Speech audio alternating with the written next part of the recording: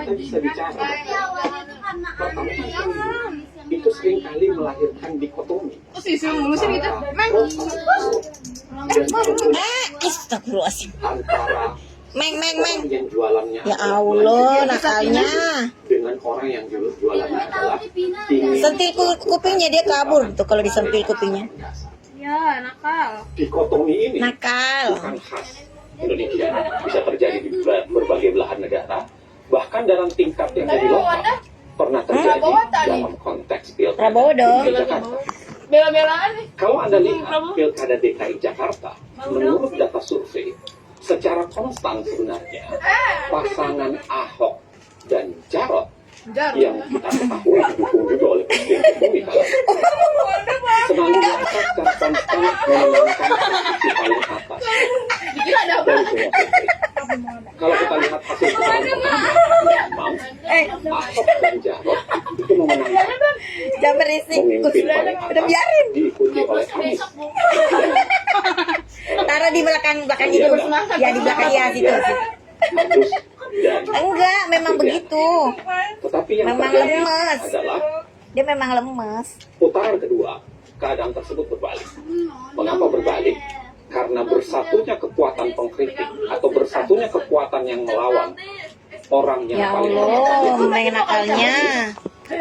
dan Emang kalau 2 kali putaran, 2 kali nyoblos enggak? seakan Iya. memiliki angka Mana kira mereka Jadi kalau satu putaran itu jumlah satu suara kandidat bisa ngelewatin berapa sih 50%? itu sebabnya kemudian Satu pasangan putaran bisa lagi-lagi lolos. yang didukung oleh Tapi kalau nggak nyampe 50 nggak bisa kayaknya ya. yaitu Ahok dan Jarot harus kalah. Ada lagi Tapi yang kayaknya harus Anda mustahil lihat ya. bahwa Dapat ada yang 50%. namanya gerakan empat jari. Gerakan empat Tiga jari kandidat. itu kayak seakan seimbang gitu loh. menjadi tawaran. Banyak banget. Terus kalau ntar 2 putaran nih, Bahwa satu ke depan apa ya? dalam Gimana ya pilpres ceritanya? kali ini Ntar itu bergabung adalah deh, penggabungan 3 sama kekuatan 1. 01 dan 03 melalui gerakan Soalnya mereka tuh kayak empat jari. 1 sama 3 tuh kayaknya apa ya? Kompak gitu. Buat Menyerang. jatuhin ya. Pertanyaannya Nyerang sebenarnya 02. adalah apakah syarat satu Diva ya putaran Wanda, sekedar kamu soal panggil si Emeng, panggil kasih isinya. Ya, ini kasih. Kamu nah, ih, Nakal. kasihan temennya diganggu. Sangat benar. Apalagi jika kita amati ketentuan Undang-Undang Dasar 1945 pasal 6 Nah, Itu jahat banget sih. Ali Al-Jufri ya. Iya, ya Allah. menjelaskan soal syarat satu putaran bagi seorang calon presiden dapat terpilih. Itu Syaratnya di adalah ini tahu diposting ulang semua mereka harus sama memperoleh admin Gerindra. lebih Partai dari Gerindra itu 50% yang suara Tadi aja sih. ada yang bahas itu pasti di memenangkan Si Obre sebarang bilang katanya ngapain? wilayah Itu aja si Prabowo kan dari udah riwayat 20 stroke. provinsi. Ngapain jadi presiden? yang asalnya Karena berasal sakit dari mungkin orang gitu. setengah jumlah total provinsi di Indonesia yang saat ini sudah 38 provinsi, setengah lebihnya adalah 20 provinsi. Dan setiap kemenangan di 20 provinsi itu harus disertai kemenangan lebih dari 20% suara minimum di setiap provinsi.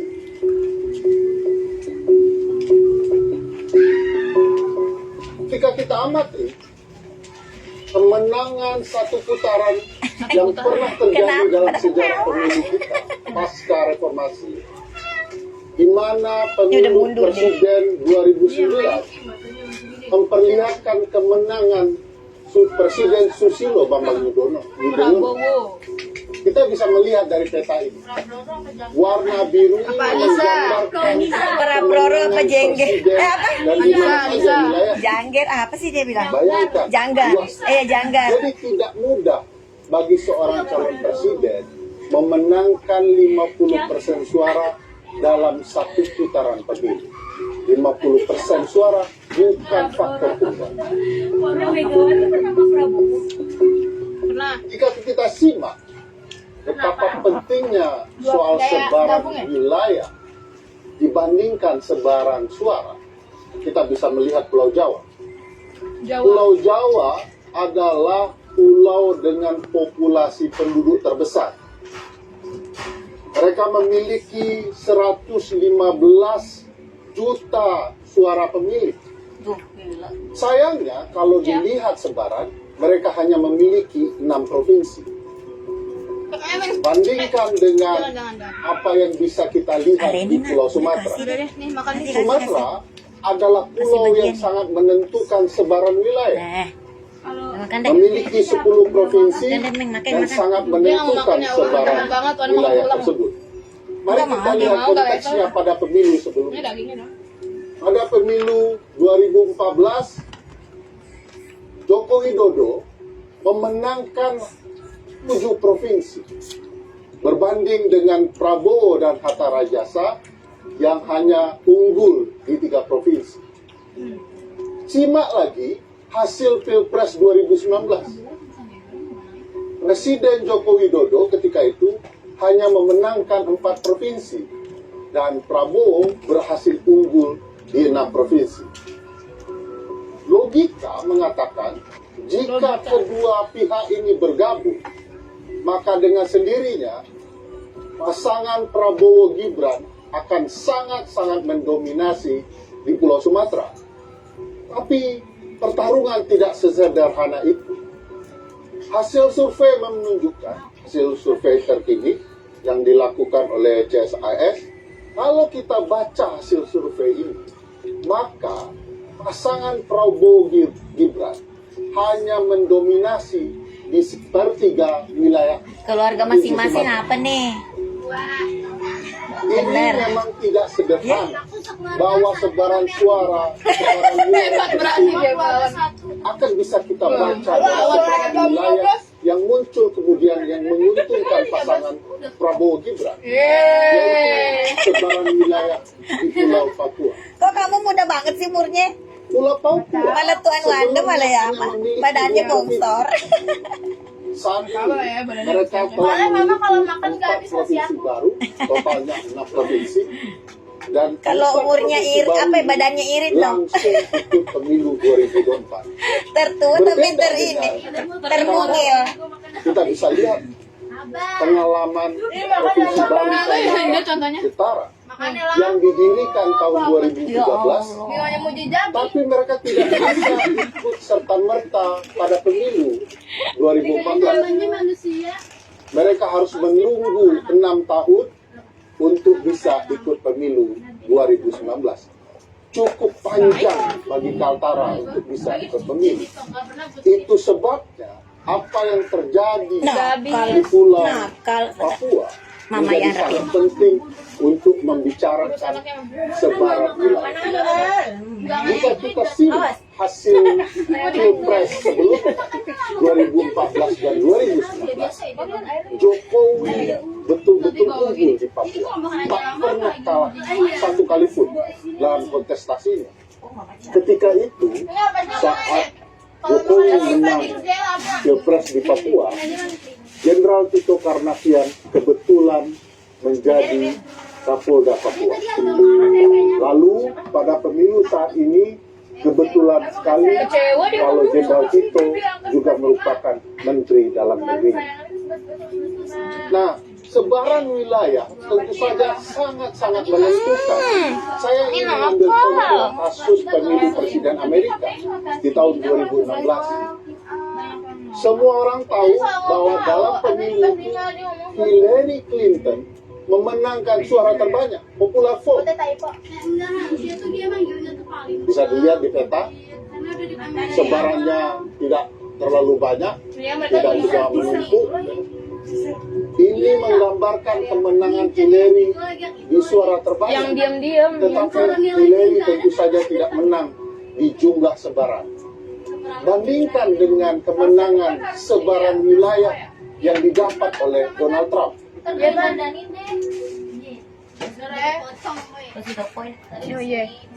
Bro, udah dari tadi? Ya udah aja. Udah.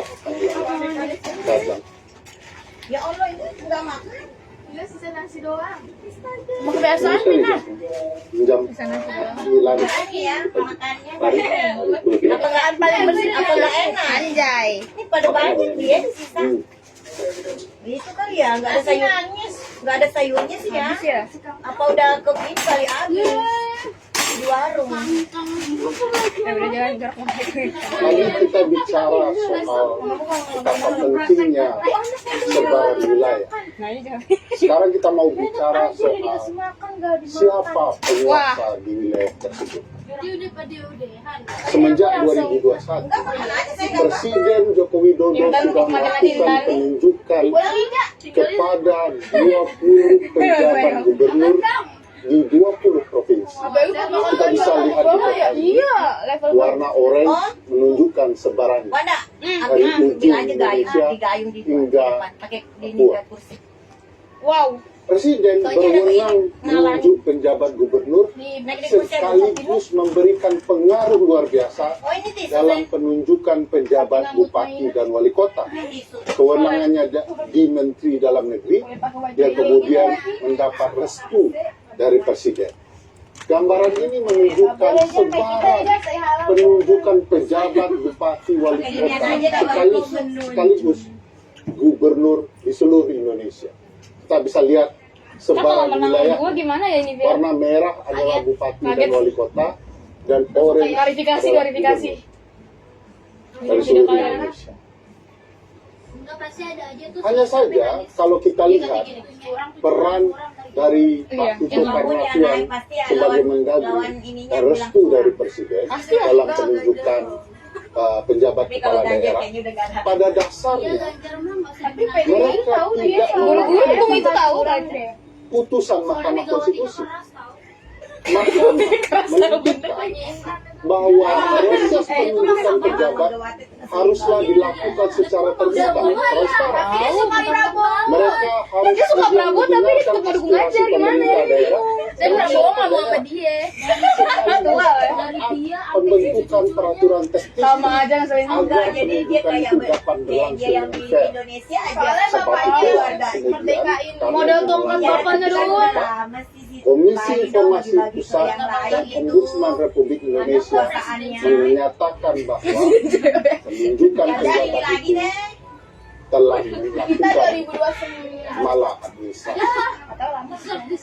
Seluruh wilayah ini yang terdapat penjabat bupati, wali kota, dan gubernur, kalau kita lihat jumlah daftar pemilih tetapnya adalah sebesar 140 juta suara, yang ekuivalen dengan 50% lebih suara pemilih.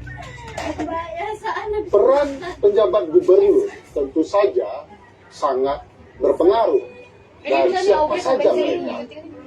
Kalau kita perhatikan orang yang ditunjuk oleh Presiden dan Menteri Dalam Negeri, kita bisa lihat misalnya penjabat gubernur Jawa Barat, B. Mahmudi,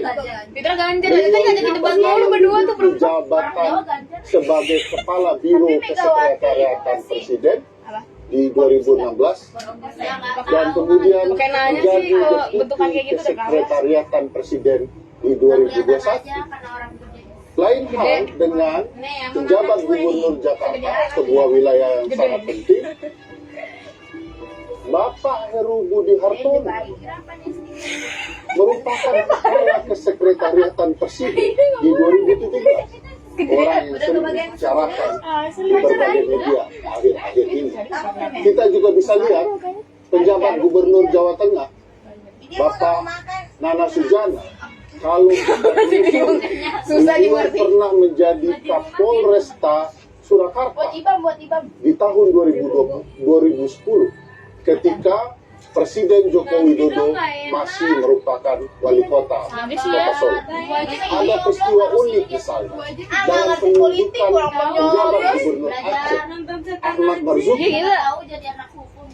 Emang 1 jam tuh, 2 jam ngebahas itu doang, parah sih. Tuh 2 jam tuh. Itu tuh. Nonton yang ini aja. Ini Faru lucu kali ini. Kalau sepolitik. Yang mana? Itu gue nonton. Faru itu seru banget, sumpah. Itu seru banget. Oh ini. Kanan.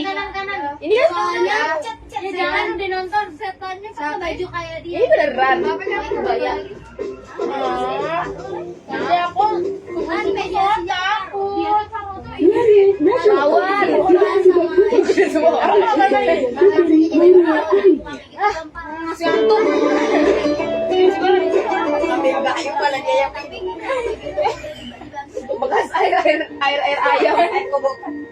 Minum kucing. Ini kenal banget dari Peter CS dari dulu. Dari saya mau lagi diganggu tau ya. Iya masih di Apa gila deh. Ini banyak buat apa sih anaknya sih sampai anaknya tadi kan.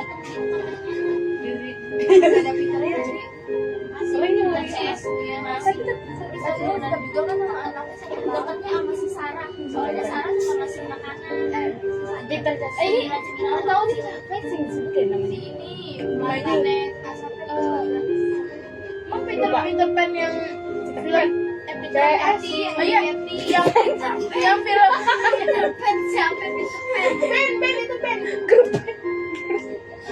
Itu yang Prilly, yang produser Prilly kan yang Peter CS. seperti nari ini ya Oh itu Teresa dia. gini Iya, tahu ini ya gua aja kalau Gua bikin tahu. ini yang bisa Saraswati siapa sih kalau di film-film Gue tau dia gara-gara Peter CS tuh yang anak kecil Belanda. Aku kira Danur Iya, Risanya Danur beneran juga. Prilly. Enggak, kan film. Kalau Sarah Wijayanto kan pernah jelajahin ini tahu Salemba Salemba di mana yang dekat Sentiong Salemba. Salemba Yang dekat TK, yang dekat TK. Yang sonanya lagi gedung angker yang itu. Tahu kan yang kosong? Pak Putih. Iya, yang dekat hotel. Yang hotel dulu kebakaran ya. Bulan Ramadan ini kita akan melakukan episode penelusuran. Jadi, Dan jangan khawatir, kita tetap bakal nonton juga. Iya, yang dekat Jadi rumah Padang kalian juga. akan mendapatkan Pokoknya asupan-asupan kalau kita lihat ada vitamin rumah di Padang Marisa juga. selama bulan Ramadan ini ada nggak ya full. setan apa ini Nah, hari ini kita sudah berada di dia sebuah mau tempat pikiran yang benar gila. sebenarnya tuh udah cita-cita banget dari dulu bisa masuk ke dalam tempat ini, Dekat rumah gue dan ada bukit akhirnya yang di tahun Iya, ini apaan dapat sih, serem kesempatan banget. buat masuk ke Iya, dalam, gitu loh. tapi kita nggak akan kasih Sama dia, kalian kamu mirip Momo tahu. ini saya bisa memberikan Tapi Momo cantik. pasti ya berusaha banget kalau kita pupuk kalian senang. Kok dia lagi hamil masih kayak awalnya ya? Santai aja ya. Sharing solution. Saya gabungkan semuanya teman-teman. Ada saudara-saudara saya juga ikutan penelusuran. Ada Riana, Yang mau ngasih kado kain kafan. Iya itu kan Banyak yang ini. doain Doain. sampai di Yang ngasih ucapan. itu turut berduka cita Emang iya banyak yang ini. jangan-jangan pas lagi bagian sakit hati. ada Kakak, masih ada Nah iya kok amin. Baru tahu aku. Ini yang mantannya aja yang jalan Jakarta. Iya. oh itu Abimanyu Itu yang botak. tapi dia manis sama Jadi positif banget. Nah, aku pernah sih nonton itu kakak-kakak seperti ini. Sama adanya adanya Risa deh. gue mau kalau di Mau. Aja, maksudnya tempelan. Itu belum masuk ya udah. Tempelan ada sama. Sebelum lagi Belum di set. udah bersahabat bahaya bahaya. dan spesial karena sebenarnya jurnalis ini paling mendengar. nggak enaknya nasi padang Tapi kan kurang kuah, kurang sayur, kurang cabe. mungkin habis kali bumbunya ya biarin aja yang buat kalian gimana Pendapat, saran. bersama Mak Jedor akan berada Mak Jedor. Ini Mak Jedornya apa sih? Nggak anak. yang muda Terus suruh lari doang. Badrui. Itu merah beneran cewek apa kayak banci? Kayak banci aja. Gak boleh jangan ya jangan menunggu Bayangin Badrui tapi pas lagi lari lagunya. semuanya kena gak boleh memalukan kita yang Tapi yang sudah Itu lucu banget.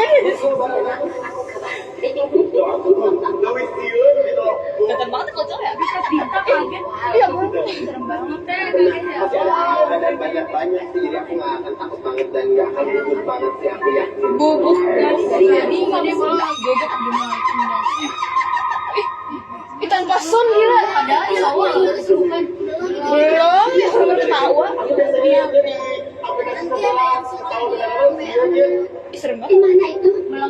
cewek. Itu duanya. Cowok. Bukan cewek. Cowok itu ada giniannya. Oh iya campurnya. Blocking banget. Kok bisa? Nah ini baru cowok. Diulang lagi. Tapi habis dia nu iya sih. Dia lagi melengking suaranya. Suara cewek loh. Bareng-bareng ya. Ya Allah jangan mana aja dong kalau gak ada lagi. Siap ya. Suara kok gitu. Ini cewek beneran. 1, 2, 3. Iya macam mirip. Mancing ya mancing. Iya kayak mancing tau ini. Nanti juga lihatnya baru sampai gitu. Makasih ya. Pembukaan yang bagus. Kalau kalian barusan untuk datang Keren loh bikin konten buat datang manggil. Jauhin ya sih.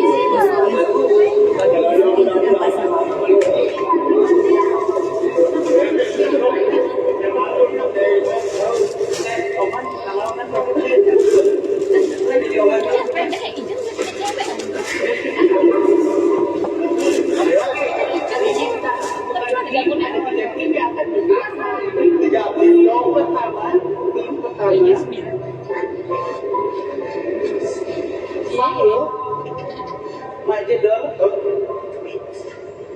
Jeffrey, Kayak NPC. Ih, serem. Nama kumpul ya. Kalau sama jadi itu dia. Oh Kak Jeffrey. apa sih? Angga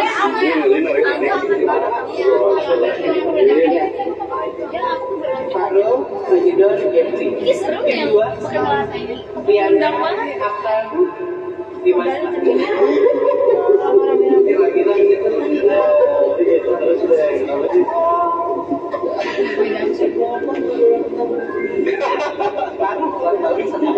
Oke, tim 3 ada Aanda, Niko, dan Tristan.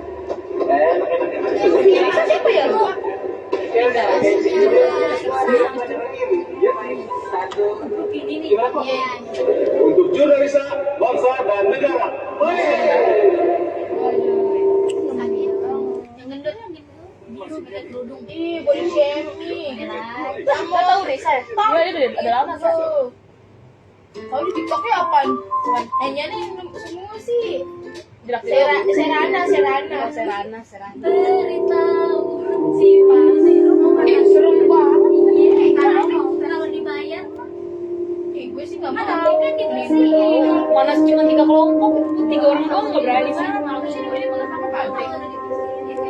Gue paling obat sama ginian men. Kenapa pengen lihat usah makan? Pabrik deh kayaknya pabrik tuh. Iya pasti. Lagi tuh di baju itu nggak mau. Ada dong. Bayangin kita ditinggal sendirian di film ini ya. Pulang saya gimana? Di bajunya ngundang saya kita. Assalamualaikum. Hey. Halo. Surupan. Dia ngundang nih. Jadi ini sudah jadi. Matang-matang. Gini nggak ada. So, Mana ini tadi aku masuk. aduh. Gini nggak ada. Mau ngebawa diri.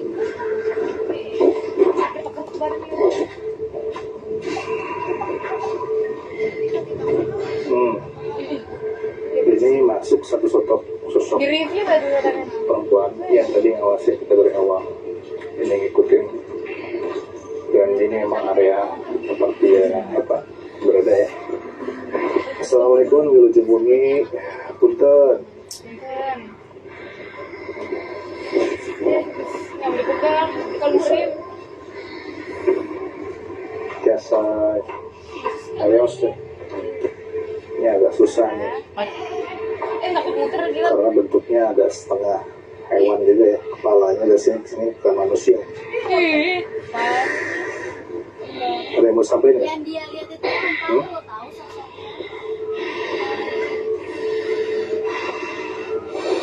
Kenapa kamu masuk badan?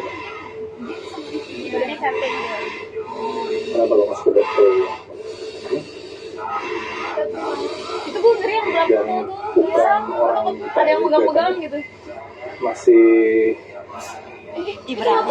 masih ada perah-perah bukan orang Indonya ini, orang Indonesia gitu. Orang apa dong? Hei, Itu bahasa Sunda anjay. bisa bicara? Ih, sama bisa bicara bahasa Sunda. Hmm? Speak English. Panas. Pegang-pegang Dia nggak akan bisa bicara. Kalau nggak bisa bicara, kamu keluar. Tahu bisa diajak interaksi ya. Orang kayak gini nanti pakai Malah diserang. Panas. aku tahu wignya lepas. Itu bajunya kebuka ya bun ya. Itu cowok ya, cowok.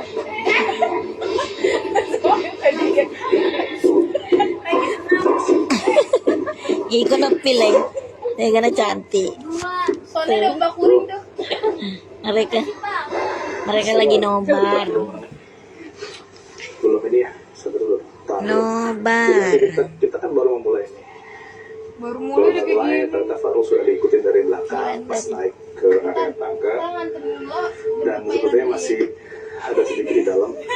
Cuman kesulitannya bisa ngomong ya. Mungkin Mak Jero mau tanya pakai bahasa Sunda, siapa tahu ada respon. Saya usaha. Bentar, assalamualaikum. Assalamualaikum. Saya usaha. Teteh atau nabi saha. Kok pakai bahasa Sunda? Assalamualaikum. So, Pangga isi bila ada apa? Ada yang mau disampaikan. Kalau nggak ada, tetap sampai keluar. So mana keluar?